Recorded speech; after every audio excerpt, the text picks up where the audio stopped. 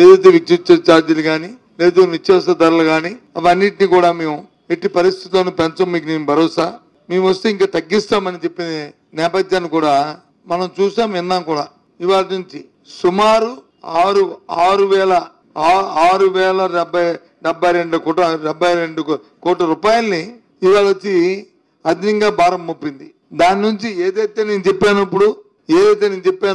Up to 30 యూనిట్ల వరకు వాడుతున్న ₹1.90 ఇవాళ అది సుమారు ₹3 అయ్యే పరిస్థితి ఇవాళ ఉంది. అదే ₹3 వాడుతుంది వచ్చి ₹4.20 అయిపోయే పరిస్థితి ఉంది. అంటే ఒక యూనిట్కి సుమారు ₹120 నుంచి ₹1.25 పెరుగుతుంది ఒక యూనిట్కు ఈ నెల వరకు. ఇదే ఫిబ్రవరి నెల దాటితే మళ్ళీ ఇంకొక 9,412 కోట్ల రూపాయలు మళ్ళీ దాని మీద అదనంగా మళ్ళీ అయిపోతున్నారు. అంటే మార్చి నెల బిల్లో వస్తుంది. అంటే మార్చి నెల అయినప్పటికీ ఈ నెలలో వస్తున్న బిల్లో ఉన్న 6,000 కోట్లు, అలాగే ఫిబ్రవరి నుంచి అయిపోయి 9,000 కోట్లు కలిపితే సుమారు సాలీనా అది రెండు కలిపి 15,000 కోట్ల రూపాయలకి వీళ్ళు వచ్చి విద్యుత్ ఛార్జీల్ని పెంచబోతున్నారు. ఈ 6 నెలలకి 67,237 కోట్ల రూపాయలు మీరు వచ్చి అప్పు తీసుకొచ్చారు. 67,237 కోట్లు అప్పు తీసుకొచ్చారు. మళ్ళీ రేపు మంగళవారం ఇంకో 4,000 కోట్లు మళ్ళీ అప్పు తేపోతున్నారు. అంటే సుమారు 70,000 కోట్లకి ఈ అప్పు వచ్చి వెళ్తుంది. 67,000 కోట్ల రూపాయలు అప్పు తెచ్చి అప్పునేమైనా ప్రజలకు ఏమైనా ఇంతకుముందు వైసీపీ ప్రభుత్వంలాగా డైరెక్ట్ ట్రాన్స్ఫర్ ఏమైనా చేశారా? పథకాలకి ఏమైనా ఇచ్చారా? ఒక్క పెన్షన్ తప్ప ఇంకేమైనా ఇచ్చారా? చెప్పండి. పెన్షన్ తప్ప ఏమైనా ఇచ్చారా? చెప్పండి. పర్వాలేదు చెప్తే మేము ఇచ్చాం కదా, ఈ 70,000 కోట్లు చేశాం కదా అనొచ్చు. లేదు కదా. నూతన మద్యం విధానం తెచ్చారు, ఓకే, ఎవరి పాలసీ వాళ్ళది, నేను కాదను.